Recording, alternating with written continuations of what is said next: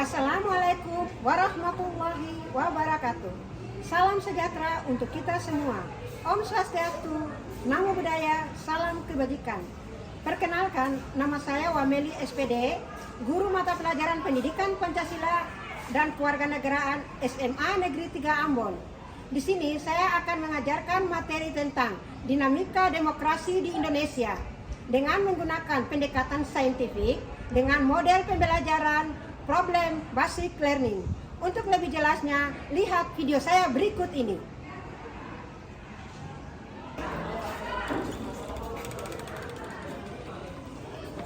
Selamat pagi anak-anak. Baik, Bu. Apa kabarnya hari ini? Baik, Bu. Alhamdulillah, semoga kita selalu diberkahi oleh Allah Subhanahu wa taala. Amin. Kesehatan kita selalu dijaga oleh Allah Subhanahu wa taala. Amin. Sekretaris mana? Berapa yang tidak hadir hari ini? Hari ini 4 orang yang tidak hadir. Oke, sebelum kita mulai program proses pembelajaran, minta salah satu dari kalian untuk pimpin kita dalam doa. Ibu minta ketua kelas pimpin kita dalam doa. Cepat ketua kelas. Teman-teman yang persilakan untuk berdiri. Jadi sebelum kita memulai pelajaran pada hari ini, maka kita berdoa. Berdoa supaya agama dan keyakinan masing-masing. Berdoa mulai.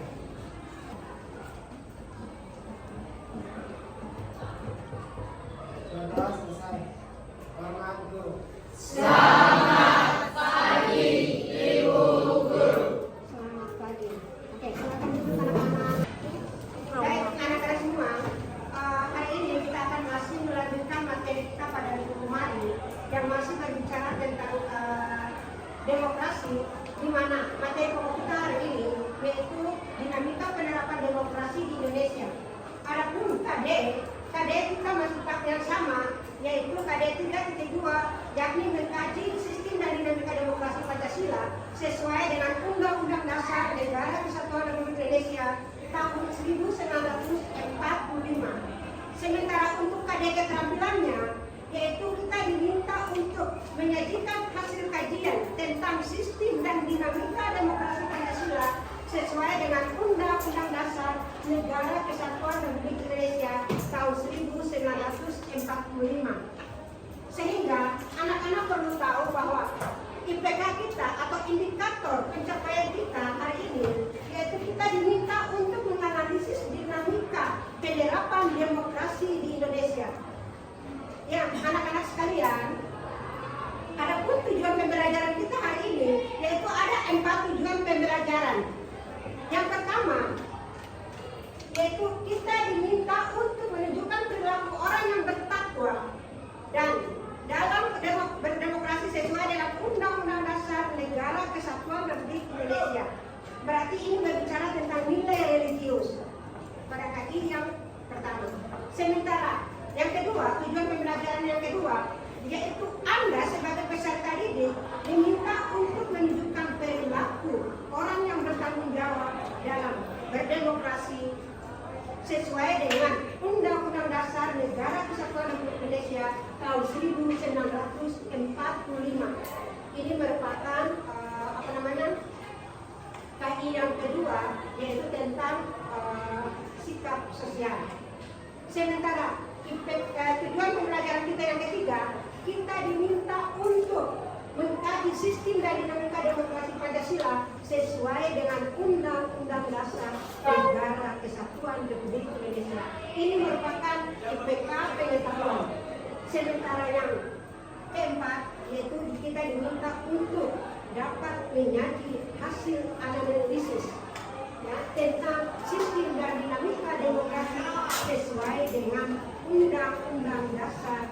Negara Kesatuan Republik Indonesia tahun 1945. Ya, itu adalah tujuan pembelajaran kita kali ini. Ya, untuk itu anak-anak sekalian di sini agar kita dapat mencapai tujuan pembelajaran kita hari ini, itu tadi adalah tujuan pembelajaran kita dan sudah anak-anak baca atau dari ibu sudah sampaikan ada 4 tujuan pembelajaran. Nah, untuk mengantarkan kita kepada materi pembelajaran kita, ibu mau tanya dulu, ya, apakah anak-anak pernah melaksanakan demokrasi? Pernah ya? Oke. Dalam bentuk apa demokrasi yang Anda anak-anak lakukan dan di mana? Siapa yang bisa? Silakan bisa.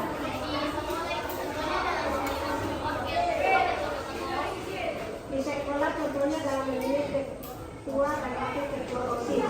Mungkin ada yang lain lagi? Ya? Mungkin yang sudah demokrasi yang sudah kita lakukan di lingkungan kita yaitu demokrasi langsung, Ibu. Tepatnya yang paling tepat itu pada saat melakukan pengambilan keputusan untuk mencari ketua dan wakil ketua kelas di sekolah. Jadi itu termasuk dalam demokrasi langsung. Oke, kita berikan aplaus untuk rekan-rekan. Apa yang dijawab oleh dua rekan Anda itu adalah jawaban yang paling tepat, ya. Berkaitan dengan apa yang sudah disampaikan oleh rekan Anda, lebih jelasnya mari kita lihat video berikut ini. Desa secara pemilu legislatif di Indonesia memiliki sejumlah catatan penting. Ya, sejak memasuki era reformasi hingga sekarang, partai politik pemenang Selanjutnya, partai baru yang langsung melejit pemilu legislatif 2004. Baik, anak-anak, dari tayangan video yang tadi sudah Anda dengar dan sudah Anda lihat, sekarang ini mau tanya, ya. Berdasarkan pada pengamatan Anda tadi, apa bentuk demokrasi dalam video tersebut? Ya, silakan. Menurut saya itu termasuk dalam demokrasi parlementer, Ibu.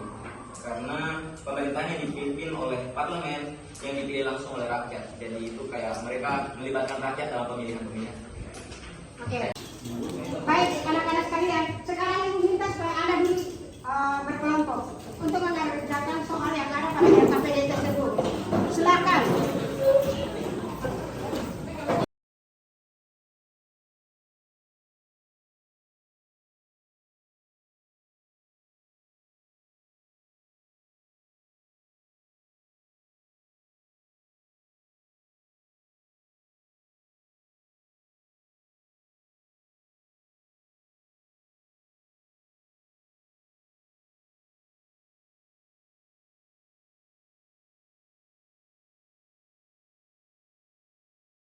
Agar tidak membuang-buang waktu, ibu persilahkan kepada, karena kelompok 3 sudah selesai, silahkan kelompok 3 presentasikan Anda punya hasil kerja kelompok. Kepada kelompok 3 dipersilahkan. Ya, silakan kelompok 3. Selamat siang, selamat pagi, Bu Guru dan teman-teman semua. Terima kasih atas kesempatan yang diberikan oleh Ibu Guru untuk kami kelompok 3 mempresentasikan hasil kerja kelompok kami.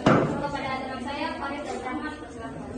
Oke, soal nomor 1, apa yang mendorong terjadinya reformasi di Indonesia? Jelaskan. Reformasi di Indonesia pada tahun 1998 dipicu oleh berbagai faktor, termasuk ketidakpuasan terhadap rezim Orde Baru yang dipimpin oleh Soeharto. Penyebab utama mencakup krisis ekonomi yang parah, ketidakpuasan terhadap korupsi dan nepotisme, serta desakan masyarakat untuk demokratisasi dan kebebasan politik. Protes mahasiswa dan aksi massa menjadi pendorong utama perubahan politik dan berakhir dengan pengunduran diri Soeharto pada Mei 1998. Nomor 2, sebutkan tujuan dilaksanakannya reformasi di Indonesia. Tujuan utama dilaksanakannya reformasi di Indonesia adalah untuk mencapai demokrasi yang lebih baik, menghapuskan otoritarisme, memperbaiki tata kelola pemerintahan, dan meningkatkan hak asasi manusia. Reformasi juga bertujuan untuk mengurangi korupsi, meningkatkan kesejahteraan masyarakat, serta memberikan ruang partisipasi lebih luas bagi rakyat dalam proses pembuatan keputusan politik. Nomor 3, uraikan bagaimana pelaksanaan demokrasi pada tahun 2004 serta bagaimana persamaan dan perbedaan dalam memenuhi lembaga legislatif dan eksekutif di Indonesia. Pada tahun 2004, Indonesia melaksanakan pemilihan umum yang diikuti oleh 24 partai politik dan merupakan yaitu pada tanggal 5 Juli 2004 dan 20 September 2004. Dalam memilih lembaga legislatif dan eksekutif di Indonesia, terdapat persamaan dan perbedaan. Persamaannya adalah keduanya dipilih melalui pemilihan umum yang dilakukan secara langsung oleh rakyat. Namun, terdapat perbedaan dalam sistem pemilihan DPR dan DPRD. Sistem pemilihan DPD dan pemilihan presiden dan wakil presiden.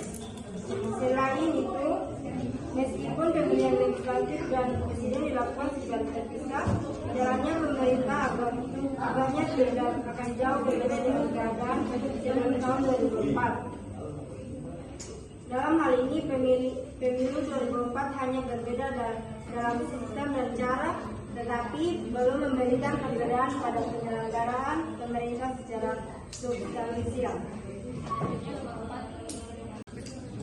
Ada dari kelompok. Mungkin ada kenapa dari kelompok. Pada tahun 2004 kita melaksanakan pemilihan presiden dan wakil presiden secara langsung dilakukan dalam 3 tahapan. Pertanyaan saya, mengapa harus melakukan 3 tahapan tersebut tanpa kan bisa dilakukan secara serentak? Mengapa harus menggunakan 3 tahapan? Terima kasih. Ada. Silakan. Halo, teman. Ya, kenapa harus mengganti era reformasi padahal kan masih bisa pada era yang sebelumnya? Oke, kami akan menjawab pertanyaan dari kelompok 2. Silakan, Farid. Pertanyaan dari kelompok 2, mengapa pemilu pada tahun 2004 dilakukan secara 3 tahap? Pemilu 2004 di Indonesia dilakukan dalam 3 tahap karena kompleksitas geografis dan jumlah pemilih yang besar. Negara ini terdiri dari berbagai pulau dan wilayah yang tersebar luas, sehingga diperlukan waktu yang cukup untuk memfasilitasi partisipasi seluruh warga. Pemilu tahap pertama pada 5 April 2004 difokuskan di wilayah timur Indonesia.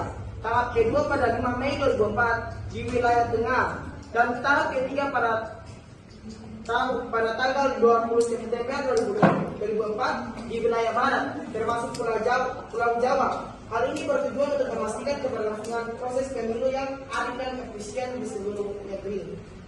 Selanjutnya pertanyaan dari kelompok 4. Silakan, Pak Farid. Pertanyaan dari kelompok 4, kenapa harus mengganti era reformasi padahal ada era Orde Baru? Nah, pergantian dari Orde Baru ke era reformasi di Indonesia terjadi sebagai respon terhadap ketidakpuasan masyarakat terhadap rezim Orde Baru yang dipimpin oleh Soeharto. Era Orde Baru dicirikan oleh otoritarianisme, pelanggaran hak asasi manusia, korupsi, dan keterbatasan kebebasan politik. Protes rakyat dan tuntutan untuk reformasi muncul, terutama setelah krisis ekonomi yang parah pada akhir 1990-an. Reformasi diharapkan membawa perubahan menuju pemerintahan yang lebih demokratis, transparan, dan berkeadilan. Masyarakat Indonesia menginginkan kebebasan sipil, partisipasi politik yang lebih besar, dan peningkatan kesejahteraan. Oleh karena itu, puncaknya adalah pengunduran diri dari Soeharto pada tahun 1998, membuka jalan bagi Indonesia menuju era reformasi yang menandai perubahan signifikan dalam sistem politik dan tata kelola negara. Apakah teman dari kelompok 2 dan kelompok 4 bisa menerimanya atau masih tidak? Bisa. Oke, terima kasih bagi guru teman-teman.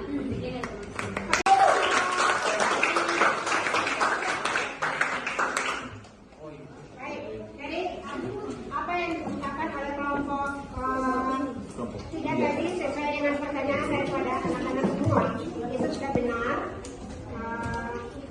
Jadi nanti Anda bisa mengkajinya yang berjalan lagi. Oke, baiklah anak-anak, tadi itu hasil presentasi kalian tiap kelompok. Nah, sekarang ini sebelum kita akan masuk pada kesimpulan dan Ibu akan memberikan penguatan terkait dengan materi kita hari ini, Ibu mau uji konsentrasi Anda dulu. Ya, di depan itu sudah ada gambar. Nanti Ibu akan tunjuk per kelompok untuk menentukan warna itu, entah itu dalam kotak atau tulisan, Ibu minta konsentrasi Anda sesuai dengan pertanyaan yang akan Ibu berikan. Bisa paham? Bisa. Oke. Nah, Ibu minta mulai dari kelompok 3 dulu. Kelompok 3. Nah, kelompok 3. Tentukan warna yang ada dalam kotak. Yang ditunjuk. Hijau, abu-abu, pink, biru, kuning, ungu. Oke, kita berikan aplaus untuk kelompok. Ya, saya berarti di sini Anda masih konsentrasi ya. Nah, sekarang terkait dengan kita punya materi tadi. Ya, pasti masih terbayang dalam pikiran Anda materi kita yang tadi sudah didiskusikan dalam kelompok. Siapa yang bisa menjadikan kesimpulan dari materi kita? Karena Ibu anggap Anda masih konsentrasi. Ya, siapa yang bisa memberikan kesimpulan terkait dengan kita punya materi pembelajaran tadi? Silakan. Kelompok 1. Baik, terima kasih. Jadi kesimpulan pada materi ini, pada masa reformasi di Indonesia, dinamika demokrasi mencerminkan perubahan yang signifikan dalam sistem politik. Munculnya kebebasan berekspresi, pluralisme, dan keterlibatan masyarakat dalam pengambilan keputusan menjadi ciri khas. Meskipun demikian, tantangan seperti korupsi dan ketidakstabilan masih relevan, menunjukkan bahwa pengembangan demokrasi merupakan proses yang terus menerus. Oke, kita berikan aplaus untuk yang bisa memberikan kesimpulan terkait dengan materi kita hari ini. Mungkin kelompok 3 ada yang bisa memberikan kesimpulan, menambahkan kesimpulan daripada rekan Anda tadi. Ya, silakan.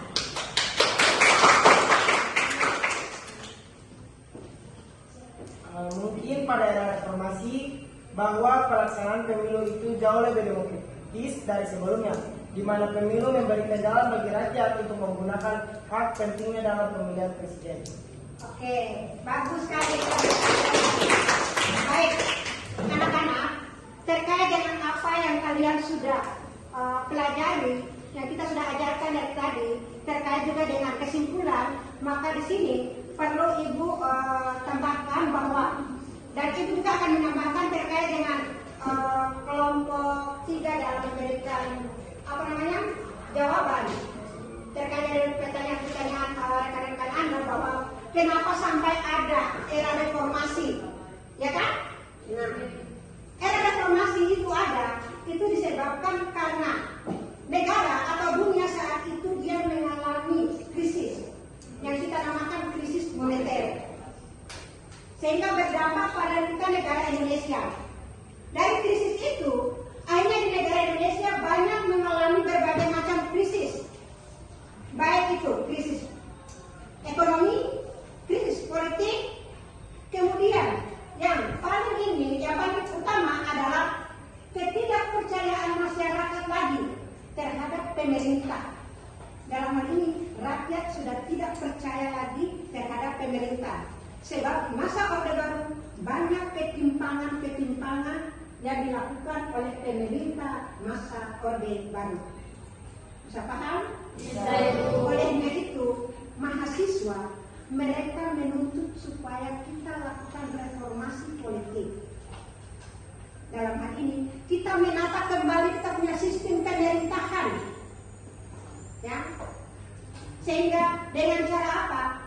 Mereka mulai sekitar 15.000 mahasiswa itu menduduki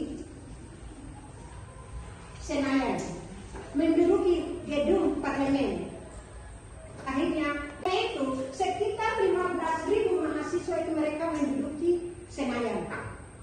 Dengan legonya Soeharto merasa karena sesuai dengan tujuan negara mau melindungi rakyat Indonesia, maka beliau mengundurkan diri pada tanggal 21 Mei tahun 1998. Ya, akhirnya mulai tahun 1999 disitulah masa reformasi sampai dengan saat ini. Bisa paham? Bisa. Oke. Nah, sekarang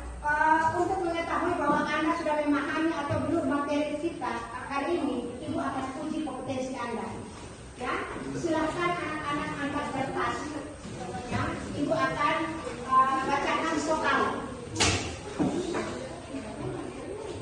Jelaskan seberapa pentingnya demokrasi dalam kehidupan sehari-hari. Nomor 2.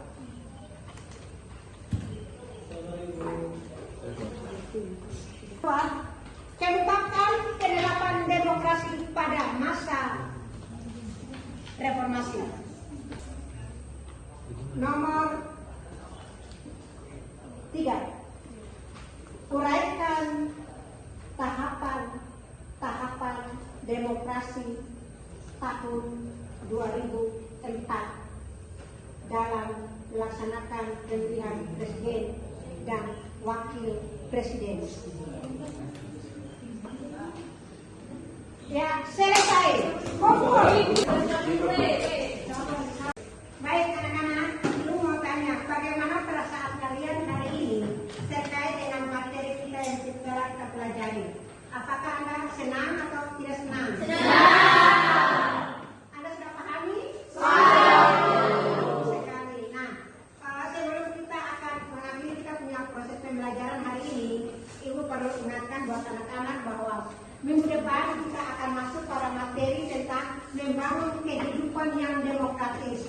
Mengakhiri pembelajaran kita, karena kita tadi awali dengan berdoa, maka mari kita akhiri juga kegiatan kita hari ini dengan berdoa.